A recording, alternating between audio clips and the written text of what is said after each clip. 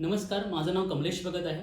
2015 पासून wealth management या क्षेत्रामध्ये मी काम करतो आहे आणि जेव्हापासून मी काम करतो आहे तर मला असं जाणवतं आहे की फायनान्शियल लिटरसी ही तेवढी आपल्याकडे समाजामध्ये नाही आहे.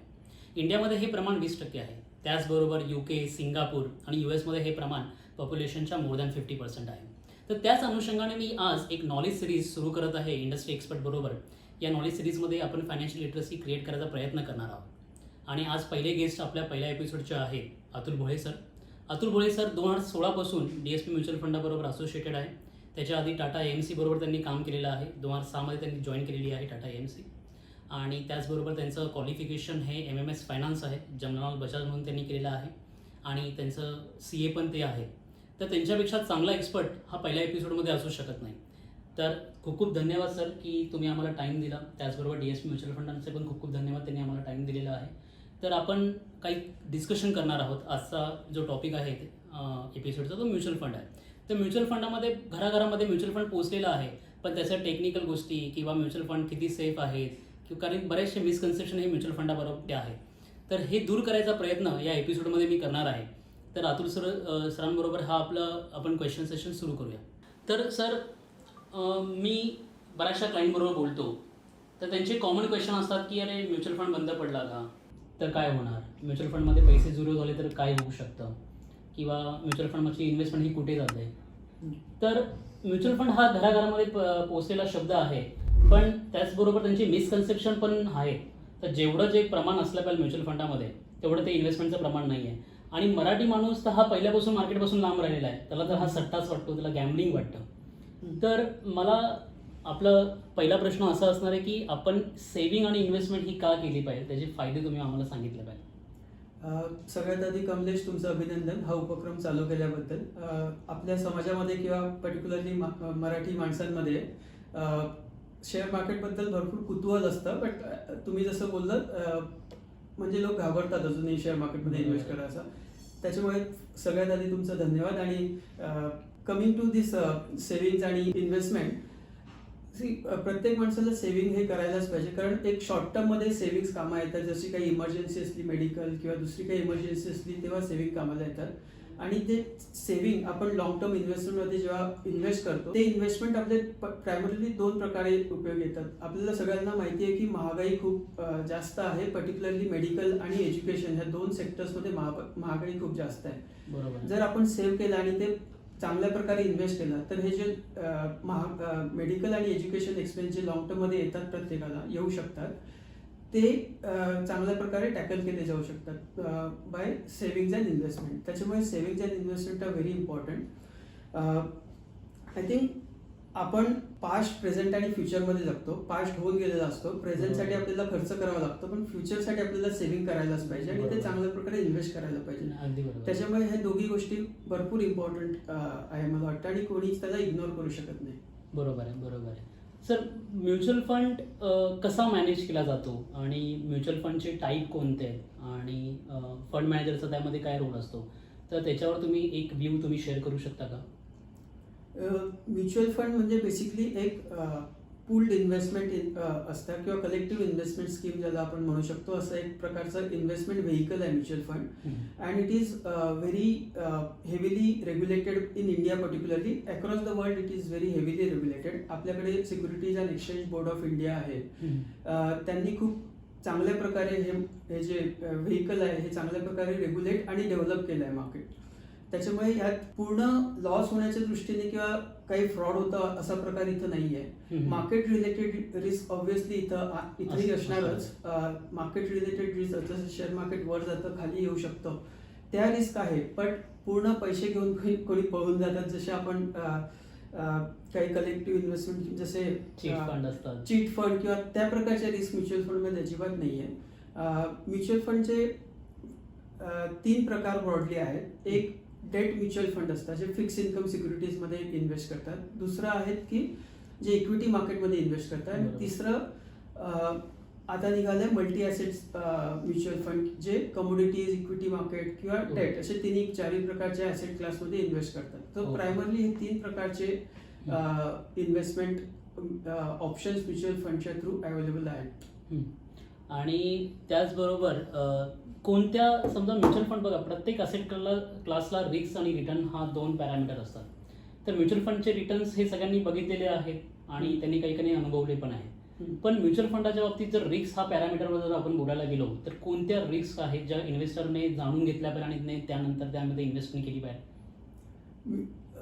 म्युच्युअल फंडमध्ये रिस्क म्हणजे it is actually market risk. म्हणजे जेव्हा मार्केट खालीवर होतं तेव्हा म्युच्युअल फंडची जी NAV असते, डेट मार्केट असो किंवा इक्विटी मार्केट असो, दोन्ही साईडला NAV खालीवर होऊ शकते जसं मार्केट मुवमेंट होतं. आणि मार्केटची जी रिस्क असते ती बऱ्याच गोष्टींवर डिपेंड करते, जसं जिओ पॉलिटिकल सिच्युएशन किंवा महागाई जी ग्लोबल मार्केटमध्ये येऊ शकते. आणि त्याला महागाई कंट्रोल करण्यासाठी जे सेंट्रल बँक्स असतात कंट्रीजच्या, ते इंटरेस्ट रेट खालीवर करतात ग्रोथ आणि महागाई मॅनेज करण्यासाठी. तसंच कंपनीज, प्रत्येक सेक्टरच्या कंपनीज आपापल्या स्ट्रॅटेजी अडॉप्ट करतात आणि त्याच्याप्रमाणे त्यांचे प्रॉफिट नंबर्स येतात. त्याच्यावरही इन्व्हेस्टमेंट व्हॅल्यू डिपेंड करते. सो जो म्युच्युअल फंडची जी रिस्क असते ती प्रायमरीली मार्केट रिस्क असते, nothing related to the majorly not related to the mutual fund as such. Mutual fund म्हणजे जसं तुम्ही विचारलं, फंड मॅनेजर असतो जो हे जे पैसे गोळा केलेले असतात कॉमन पब्लिककडनं, ते इन्व्हेस्ट करतात डेटमध्ये किंवा इक्विटीमध्ये. त्यात एक प्रकारची रिस्क तयार होते, कारण fund manager carries a fiduciary responsibility to invest that money in to market instruments. तिथं एक रिस्क येते की त्या फंड मॅनेजरचं ॲसेट सिलेक्शन किंवा स्टॉक सिलेक्शन किती चांगलं आहे किंवा किती खराब आहे, ती एक रिस्क येते. But overall I think market risk is pre dominant, कारण कोणत्या फंड मॅनेजरची स्टाईल कुठल्या मार्केटमध्ये चालत नाही किंवा कमी चालते.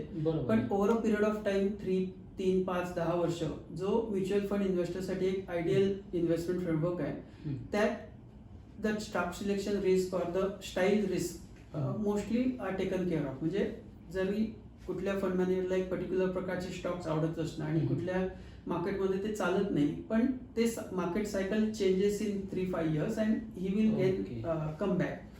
त्याच्यामुळे आय थिंक हे सगळं पाहिल्यानंतर आणि विचार केल्यानंतर असं कळतं की market risk is the main risk in the mutual fund. Okay, म्हणजे तुम्ही सर आता एक्सप्लेन करताना नॅव ही वरती जाते खाली जाते, तर नॅव म्हणजे काय असतं हे बऱ्याचशा प्रेक्षकांना माहीत नसेल, तर तुम्ही हे थोडंसं अजून डीपमध्ये जाऊन सांगू शकतात का की हे नॅव एक्झॅक्टली काय असतं?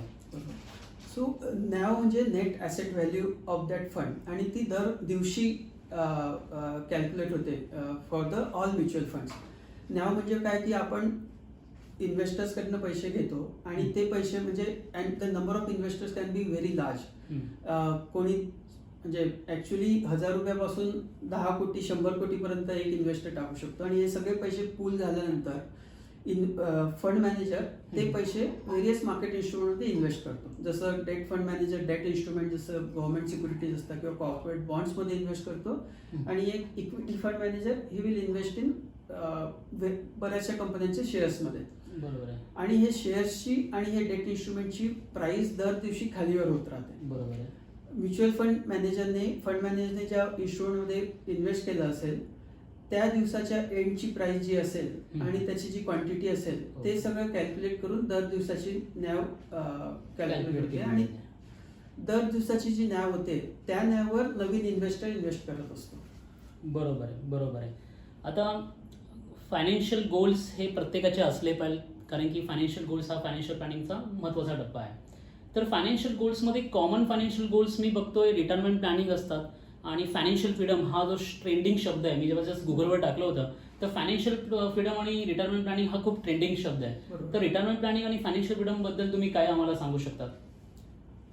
ॲक्च्युली जेव्हा डेमोग्राफी चेंज होते आणि आपल्याला आता माहिती आहे की वयोमान खूप वाढत आहे. म्हणजे आधी जर 60-70लाच जर हे व्हायचं मोर्टॅलिटी रेट असायचं, तर आता बिकॉज ऑफ म्हणजे मेडिकल फॅसिलिटीज वाढल्या आहे आणि अवेअरनेसही वाढलं आहे, त्याच्यामुळे आता माणसांचा म्हणजे वयोमान ऑलमोस्ट 90-100 पर्यंतही जात आहे आणि ते it's a very good thing. जसं आपण पाहतो अमेरिकेत, जपान, युरोपमध्येही वयोमान खूप वाढत आहे, आपल्याकडेही तसंच होईल. आणि टिपिकली रिटायरमेंट एज इज 60, 65, 70. त्याच्यामुळे आता माणसांकडे म्हणजे पब्लिककडे ऑलमोस्ट 20, 30, 40 वर्ष म्हातारपणाची आहे जे एन्जॉय करण्यासाठी वापरू शकता आणि किंवा मग तेव्हा कोणाला मेडिकल कॉस्ट वगैरे येऊ शकतात. त्याच्यामुळे जर एन्जॉय करायचं असेल तर त्याच्यासाठी फायनान्शियल फ्रीडम पाहिजे. परफेक्ट. बेसिकली फायनान्शियल फ्रीडम म्हणजे तुमचं जेव्हा इन्कम नसेल तेव्हा सुद्धा तुम्ही लाईफ एन्जॉय करायला तुमचे फायनान्शियल हे पाहिजे, म्हणजे एबिलिटी पाहिजे. टिपिकली आजकाल असं पाहिलं जात आहे की बऱ्याचशा पॉप्युलेशनला पेन्शन नसतं. पेन्शन हा शब्द आता इतिहास जमा होतोय. राईट, बरोबर. त्यामुळे लोकांना जी सेव्हिंग केलेली असते आणि इन्व्हेस्टमेंट केलेली असते त्याच्यावरनं जे 30-40 वर्ष असतात रिटायरमेंटचे ते काढावे लागणार आहे. आणि त्याच्यात जर लाईफ एन्जॉय करायचं असलं तेव्हा फायनान्शियल फ्रीडम असलंच पाहिजे. आणि फायनान्शियल फ्रीडमचा तोच मिनिंग आहे की तुम्हाला जे काय करायचं असलं, दुसरे हॉबीज आहे, ट्रॅव्हल आहे, म्हणजे anything from watching from plays किंवा दुसरं काही करायचं आहे तेव्हा तुम्हाला फायनान्शियल तुमची म्हणजे ते अनेबल केलं पाहिजे. आणि दुसरा म्हणजे दुसरा तुमचा शब्द होता की रिटायरमेंट प्लॅनिंग इज इम्पॉर्टंट. कारण रिटायरमेंट प्लॅनिंग मध्ये आजकाल medical is a big cost. कारण मेडिकल इन्फ्लेशन किंवा महागाई जी आहे ती खूप जास्त वाढते आणि ती मला वाटतं वाढत राहणार. बरोबर आहे. आणि to take care of that medical expenses or big problems I think एक प्रकारचं एक सेफ्टी नेट पाहिजे आणि ते सेफ्टी नेट आपल्याला इन्व्हेस्टमेंटच्या थ्रू मिळू शकतो. And that is so this two things are actually part of the retirement planning. बरोबर आहे सर, बरोबर आहे. तर आता तुम्ही तर सांगितलं की म्युच्युअल फंडचे फायदे सांगितलेले आहेत, म्युच्युअल फंडचे टाईप पण तुम्ही सांगितलेले आहे, फायनान्शियल गोल्स कसा सेट करायचा इनडायरेक्टली तुम्ही सांगितलेलं आहे, फायनान्शियल फ्रीडम आणि रिटायरमेंट प्लॅनिंगच्या माध्यमाने. पण नक्की समजा इन्व्हेस्टमेंट करायची झाली म्युच्युअल फंडामध्ये तर कोणकोणते वेने आपण इन्व्हेस्टमेंट करू शकतो हे तुम्ही सांगू शकता का? म्युच्युअल फंडमध्ये इन्व्हेस्टमेंट करण्यासाठी आधी इन्व्हेस्टरचं एज आणि त्याचे जे गोल्स आहेत ते आपल्याला लक्षात घ्यायला पाहिजे.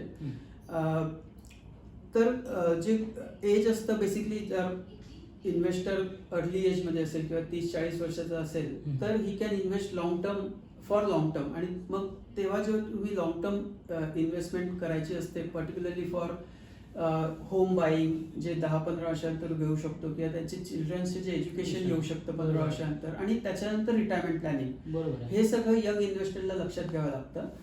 आणि young investor obviously would be earning for next 30 years, so he can take exposure in equity kind of mutual funds.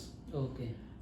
जर इन्व्हेस्टरचं एज 60 असेल आणि त्याला जे रिटायरमेंटचे पैसे आलेले असतील जे इन्व्हेस्ट करायचे असतील तर त्यांच्यासाठी जास्त डेट म्युच्युअल फंड जास्त बेटर आहे. कारण तिथं व्हॉलॅटिलिटी कमी असते आणि त्यांना एक सॉर्ट ऑफ सेफ्टी नेट आणि एक स्टेबल इन्कम मिळू शकतं डेटमधून. कारण equity market is very volatile compared to a debt market. That is the nature of equity investing or share market investing. In short term it will always be volatile. In long term खालीवर होईल पण long term मध्ये त्याच्यात जास्त पैसे return चांगले भेटतील. त्याच अनुषंगाने एक प्रश्न विचारतो की SIP, SWP आणि STP हे मोड आहे म्युच्युअल फंडामध्ये इन्व्हेस्टमेंट करायचे. तर थोडंसं ते तुम्ही तुमच्या भाषेमध्ये लोकांपर्यंत पोहोचवलं तर खूप चांगलं होईल की SIP नक्की काय असतं, त्याचा फायदा SIP करण्याचा, STPचा फायदा आपण कसा घेऊ शकतो म्युच्युअल फंडामध्ये, SWPचा फायदा कसा तुम्ही घेऊ शकतात. तर मला त्याच्यावर तुम्ही प्लस तुमचा व्ह्यू शेअर करा. SIP म्हणजे सिस्टमॅटिक इन्व्हेस्टमेंट प्लॅन आणि हे जे असे प्लॅन आहेत की दर महिन्याला तुम्ही एक फिक्स अमाऊंट म्युच्युअल फंडमध्ये टाकू शकतात. आता त्यात नवीन इनोव्हेशन्स होत आहे की तुम्ही टॉपअप SIP करू शकता. तुम्ही 1 वर्ष 1000 रुपये करू शकता आणि ऑटोमॅटिकली नेक्स्ट इयर 1100 रुपये पर मंथ जाऊ शकता. SIP पर्टिक्युलरली इक्विटी म्युच्युअल फंडमध्ये इन्व्हेस्ट करण्यासाठी फारच फायद्याचे आहे. लमसम पेक्षाही SIPचे रिटर्न चांगले असतात. कारण शेअर मार्केट किंवा इक्विटी मार्केट इज ऑलवेज व्हॉलेटाईल. एका महिन्याला ते निफ्टी 18,000 असू शकतं, दुसऱ्या महिन्याला 17,000, परत 19,000. आणि हे जे मध्ये जे डिप्स येतात कारण काही ना काही होतच राहील. जे रिस्क असतात ते नेहमी असतीलच आणि त्याच्यामुळे मार्केटमध्ये व्हॉलॅटिलिटी असेलच आणि त्या व्हॉलॅटिलिटीचा फायदा आपण घेऊ शकतो SIPच्या माध्यमातून. बरोबर. जेव्हा मार्केट कमी येतं तेव्हाही तुमचे पैसे जातात, जेव्हा वर असतं तेव्हाही तुमचे पैसे जातात. पण SIP gives a good return over a period of time. STP basically जेव्हा कोणाकडे एक लमसम इन्व्हेस्टमेंट येते आणि ती पूर्ण इन्व्हेस्टमेंट एका वेळेस करण्यात नेहमीच रिस्क असते. कारण परत इक्विटी मार्केट इज व्हेरी व्हॉलॅटाईल आणि लमसम इन्व्हेस्टमेंटचा एक बिहेवियरल इश्यू असा आहे की जेव्हा मार्केट वर जातं तेव्हाच लोकांना इन्व्हेस्ट करण्याचा विश्वास येतो किंवा कॉन्फिडन्स येतो. बरोबर आहे. आणि ती लमसम तेव्हा इन्व्हेस्ट केली जाते.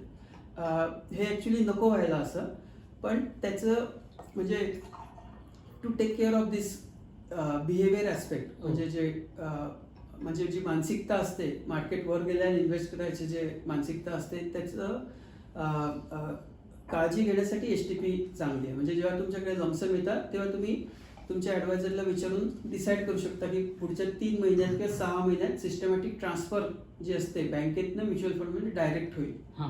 तर तुमची लमसम तुम्ही डिवाइड करू शकता 3 किंवा 6 किंवा इव्हन पिरियडमध्ये, किंवा it can also be weekly or fortnightly, म्हणजे दर 15 दिवसांनी किंवा दर आठवड्याला सुद्धा तुम्ही HTP करू शकता. आणि लास्ट तुम्ही विचारलं HWP basically systematic withdrawal plan. जर तुम्ही ओव्हर अ पिरियड ऑफ तुम्ही इन्व्हेस्ट केले आहे म्युच्युअल फंडमध्ये आणि आता तुम्हाला गरज आहे दर महिन्याला किंवा दर 6 महिन्याला पैशांची, बरोबर आहे, तेव्हा तुम्ही सिस्टमॅटिक विड्रॉवल प्लॅन चालू करू शकता. त्याच्यामुळे तुम्हाला एक रेग्युलर इन्कम सारखंही हे प्लॅन बघू शकतो तुम्ही. ओके. तुम्ही 60व्या वर्षापर्यंत 70व्या वर्षापर्यंत एक कॉर्पस बिल्ड करू शकता.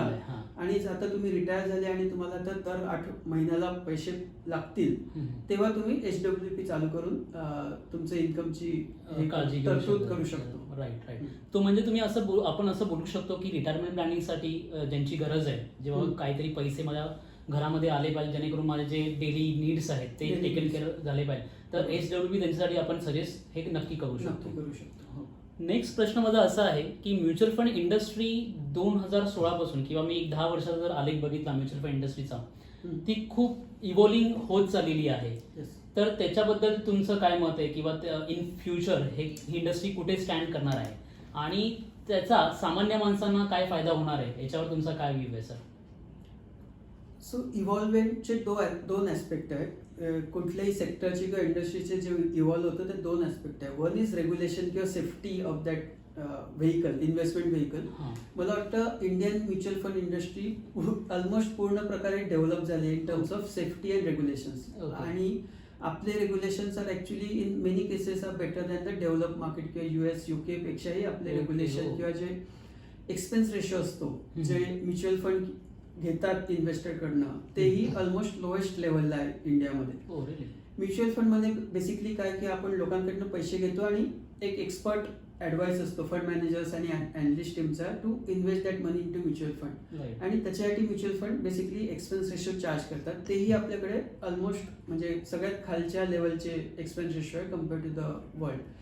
आणि दुसरं side of evolving of any sector of mutual fund is basically त्याची प्रोग्रेस किती झाली आहे ते इकॉनॉमीमध्ये. तर तिथं आपल्याला अजून खूप मोठा पल्ला गाठायचा आहे. आपलं म्युच्युअल फंडचं सेव्हिंग्स रेट अजून जस्ट 4-5% आपण म्हणजे जे हाऊस होल्ड सेव्हिंग आहे त्याचं फक्त 4-5% म्युच्युअल फंडमध्ये आहे. बरोबर.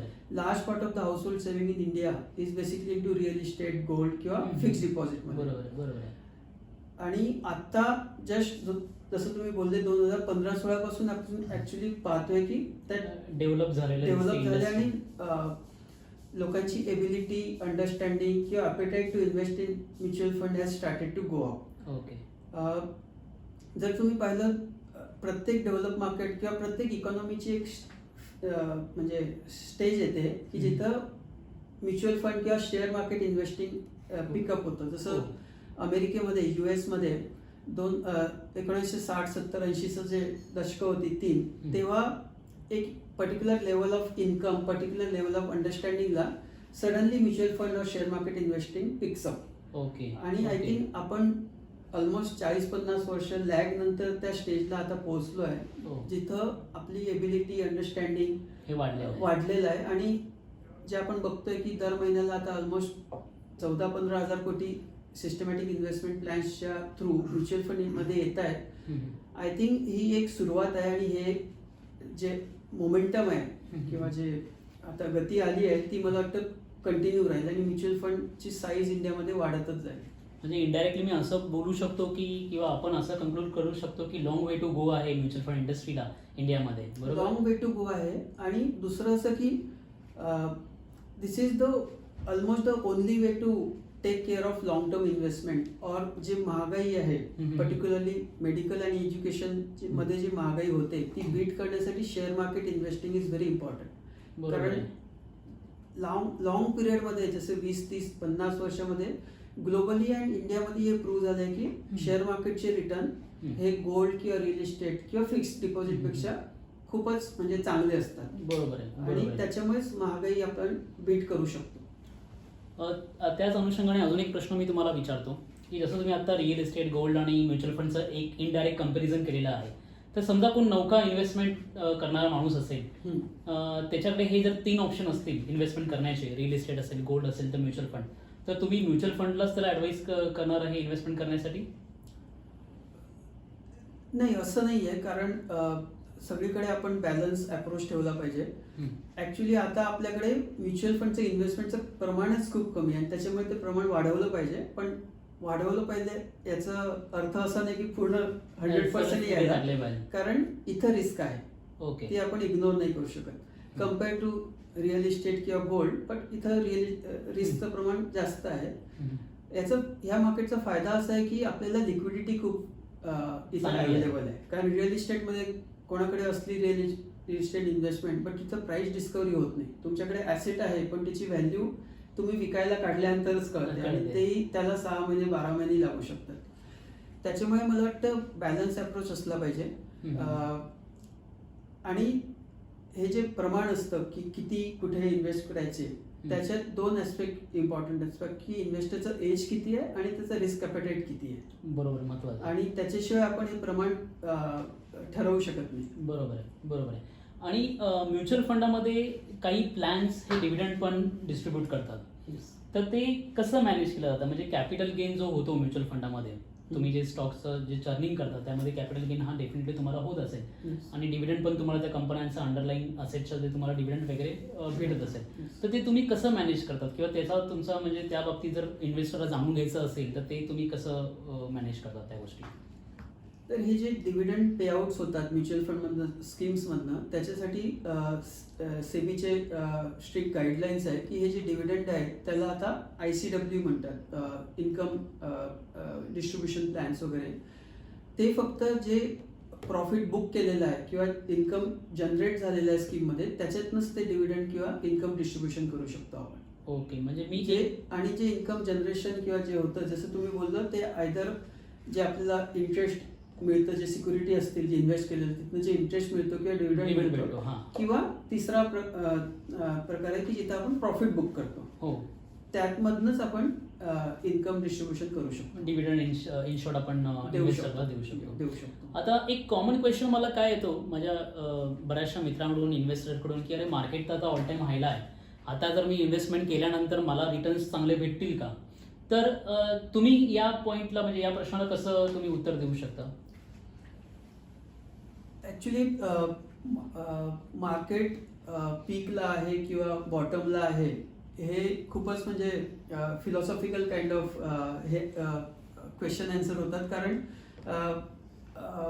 हे आपल्याला झाल्यानंतरच कळतं की मार्केटचा बॉटम होऊन गेला किंवा पीक होऊन गेला. अगदी बरोबर आहे. आणि मला एक पीटर लिंच जे फिडेलिटी मेगलॅन फंडचे मॅनेजर होते, खूपच सक्सेसफुल फंड मॅनेजर होते US मध्ये, त्यांचं एक वाक्य आहे की lot of wealth destruction has happened in waiting for correction than in the corrections itself. म्हणजे मार्केट पडण्याची वाट बघण्यात जेवढं वेल्थ हे होतं, लूज होते ती करेक्शन मधल्या वेल्थ मध्ये जी लूज होते त्याच्यापेक्षा जास्त असते. बरोबर आहे, अगदी बरोबर आहे. त्याच्यामुळे मला वाटतं की एक डिसिप्लिन अप्रोच ठेवणंच गरजेचं आहे. आणि त्याच्यासाठी सिस्टमॅटिक इन्व्हेस्टमेंट प्लॅन हे जे आपण आधी डिस्कस केलं, that is the best way to take care of this volatility as well as behavioural thing. कारण बॉटम होतं तेव्हा कोणालाच इन्व्हेस्ट करायचे नसतात आणि पीक होतं तेव्हा सगळेच इन्व्हेस्ट करायला येतात. तेव्हा भीती असते पण तरी पण इन्व्हेस्ट करतात. कारण तेव्हा जी अपसाईड म्हणजे जी पुढचे रिटर्न असतात ते मिस करायची भीती असते आणि त्याच्यासाठी इन्व्हेस्ट करतात. आणि मग तेव्हा काही ना काही होऊन परत मार्केट खाली येऊ शकतं. त्याच्यामुळे मला वाटतं इन्व्हेस्टर्सला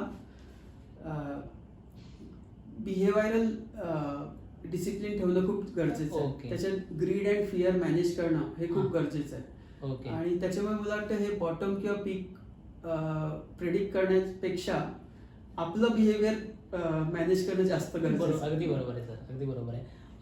खूप चांगलं म्हणजे तुम्ही आन्सर केलेलं आहे या प्रश्नाला तुम्ही. म्युच्युअल फंड इन्व्हेस्टमेंट करताना बऱ्याचशा मिस्टेक्स या इन्व्हेस्टरकडून होतात. तर ॲज अ एक्सपर्ट म्हणून तुम्ही काय सल्ला देणार किंवा कोणत्या मिस्टेक्स इन्व्हेस्टर्सने अवॉइड केल्या पाहिजे इन्व्हेस्टमेंट करताना म्युच्युअल फंडामध्ये? सो पहिली मिस्टेक म्हणजे ज्याला म्हणतात फोमो वगैरे म्हणतात, फिअर ऑफ मिसिंग आउट, असं काही करायला नको इन्व्हेस्टर्सने. ओके.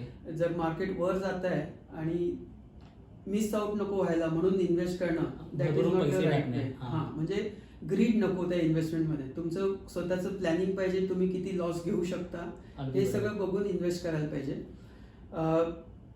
दुसरं असं की बॉटम जेव्हा होतो, जेव्हा जसं आपण पाहिलं की डिमॉनिटायझेशनमध्ये मार्केट ऑलमोस्ट 20% पडलं होतं, किंवा आता कोविडमध्ये मार्केट 30% पडलं होतं. तेव्हा पडल्यानंतर आणखी तिथेही ग्रीड नको करायला की आणखी पडेल. एक सिस्टमॅटिक वेने किंवा सिस्टमॅटिक जे हे होतात त्याच्या ते यूज करून इन्व्हेस्ट करायला पाहिजे. कारण जेवढेही फॉल झाले आहेत आतापर्यंत ते almost all fall has been recovered in next 1-2 years after that fall. म्हणजे तुम्ही .com बबल घ्या किंवा 2008चं लेमन क्रायसिस घ्या, 2020चं कोविड घ्या, प्रत्येक जे फॉल झाले 30-40%चे ते पुढच्या 2-3 वर्षात ते रिकवर होऊन मार्केट वर गेलेलं आहे. अगदी बरोबर आहे. त्याच्यामुळे तो एक अप्रोच ठेवला पाहिजे की एक सिस्टमॅटिक और डिसिप्लिन वे मध्ये इन्व्हेस्ट करत राहायचं. ओके. आणि दुसरं असं की इन्व्हेस्ट केल्यानंतर बऱ्याचदा असं होतं की फॉर थोड्या काळासाठी मार्केट खाली गेल्यावर ऑब्व्हियसली म्युच्युअल फंडची एनएव्ही पण खाली जाईल. बरोबर आहे. तेव्हा लोक डिस्टर्ब होतात आणि खाली गेलेल्या एनएव्हीवर एक्झिट करतात किंवा रिडीम करतात आणि बरोबर. लॉस बुक करतात. बरोबर आहे. आय थिंक ते एक बिहेवियर सुद्धा अवॉइड केलं पाहिजे. जर Okay. तुमचं इनिशियल स्कीम सिलेक्शन किंवा फंड मॅनेजर सिलेक्शनवर तुमचं कॉन्फिडन्स असेल, तुम्ही एक विचार करून तो फंड सिलेक्ट केला किंवा फंड मॅनेजर बरोबर इन्व्हेस्ट करणं तुम्ही हे केलं, बरोबर. तर थोड्या 6 महिने 1 वर्षाचा परफॉर्मन्स जर खराब झाला मार्केटमुळे किंवा त्या फंड मॅनेजरचे स्टॉक सिलेक्शन थोडं चुकीचं झालं असेल त्या 6 महिन्यात 1 वर्षात, तेव्हा जर तुम्ही लॉस बुक केला तर तो एक परमनंट लॉस बुक होतो. राईट. जर तुम्ही थोडा वेळ दिला त्या इन्व्हेस्टमेंटला तर ते फंड मॅनेजर किंवा तो परत येऊ शकतो आणि तेव्हा तुम्ही डिसिजन घेऊ शकता. त्याच्यामुळे मला वाटतं इन्व्हेस्ट करतानाही बिहेवियर इम्पॉर्टंट आहे आणि इन्व्हेस्ट केल्यानंतर जो टेम्पररी लॉसेस होऊ शकतात मार्केटमध्ये तेव्हा पण लॉस बुक करणंही चुकीचं होतं. बरोबर आहे. बरोबर आहे. आणि त्याच अनुषंगाने अजून एक प्रश्न मला जस्ट येतोय की जसं तुम्ही फिअर आणि ग्रीडचं एक्झाम्पल दिलेलं आहे की इन्व्हेस्टरने हे मेन करून हे अवॉइड केलं पाहिजे. तर बिईंग अ फंड मॅनेजर तुम्ही फ्लक्च्युएशनमध्ये कसे फोकस राहतात लॉंग टर्म इन्व्हेस्टमेंटच्या अप्रोचवर?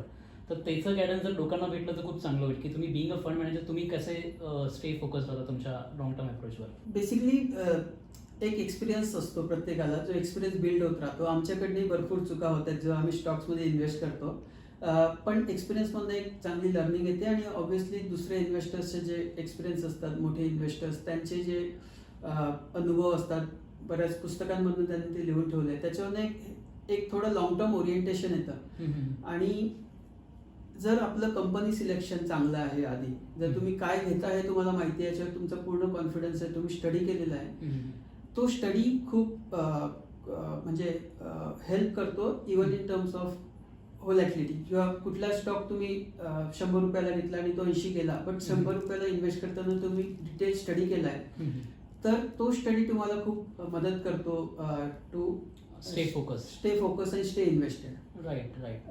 त्याच्यामुळे आय थिंक फ्लक्च्युएशन आणि हे क्लिअर आहे आता सगळ्यांना की फ्लक्च्युएशन होतच राहतात मार्केटमध्ये, पण तुमची इनिशियल इन्व्हेस्टमेंट हायपोथेसिस जर चांगला असला, स्ट्रॉंग असला, तर तुम्ही त्याच्यात इन्व्हेस्ट करू शकता. आणि ऍक्च्युली हे जे फ्लक्च्युएशन्स असतात ते फ्लक्च्युएशन आपण आपल्या ऍडव्हान्टेजसाठी यूज करायला पाहिजे. ते आम्ही जर इनिशियल तुमचं फोकस चांगला असला, जसं आम्ही कंपनी लेवलला स्टडी करून इन्व्हेस्ट करतो, तसंच इन्व्हेस्टरने जर फंड लेवलला किंवा फंड मॅनेजरची काय थॉट प्रोसेस आहे, त्याचा एक्सपर्टीज काय आहे ते जाणून घेऊन इन्व्हेस्टमेंट केली, तर हे फ्लक्च्युएशन मला वाटतं आपण आपल्या ऍडव्हान्टेजसाठी यूज करू शकतो rather than getting disturb. Right.